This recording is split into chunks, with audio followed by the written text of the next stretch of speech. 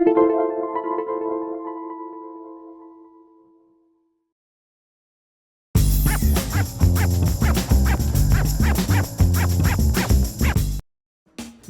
to MyLITV. From Manhasset to Montauk, we've traveled our communities to bring you the following events. I'm your host, Waldo Cabrera. MyLITV starts now.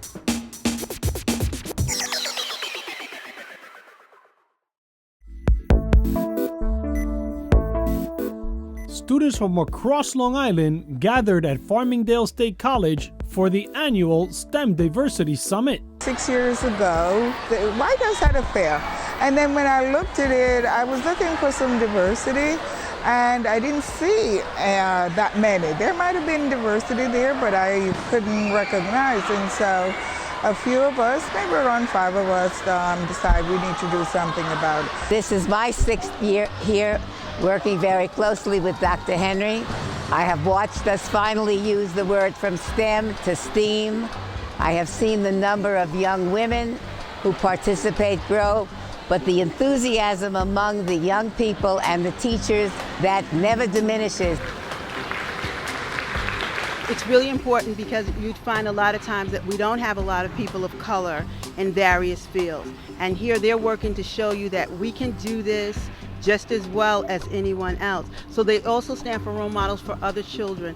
And Dr. Erickson, they can look up and see people of their own. So we stand as scientists, myself and Ms. Marte, as scientists, laying the foundation. Yes, this can be done, and we're going to help you do this. Getting my PhD and working hard allowed me to really succeed in some of the things that I do. I'm a Brooklyn-born, bred young lady, and I'm trying to give back to our communities. And as an aerospace engineer, I have those opportunities to talk to students. I did end up doing a summer program at MIT, which a teacher had told me about, and suggested that I had that aptitude for math and science. But I never had things like going to a university with a huge sort of conference where I had the chance to network with lots of other students who had similar interests in math and science. Hello everyone, my name is Augusta Uwamanzu-Nna, and this summer I worked on an oil well cementing project. My present project looked at using cement to essentially fix the problems related to the Gulf oil spill. It was quite challenging at first, but I learned a lot,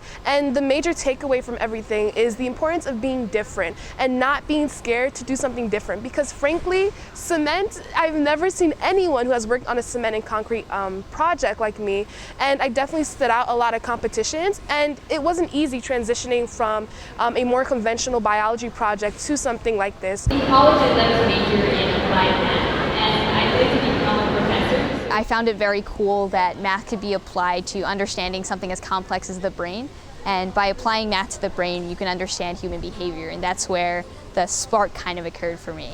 My passion for neuroscience really emerged when I took a psychology class in 10th grade, and then I sought out my mentor after I read several of his articles. The day included a session in coding and a liquid nitrogen demonstration. All right, getting something here. You see that bubbling? That's the nitrogen boiling. Yep. Now, what would happen if you dip our carnation into that cup? Exactly, let's see. And for a tasty grand finale, the students found out what happens when you take cream and expose it to liquid nitrogen. Look what we got! Yay! Ice cream! All right, you want to put it on here? We'll scoop some out and then we'll probably have to put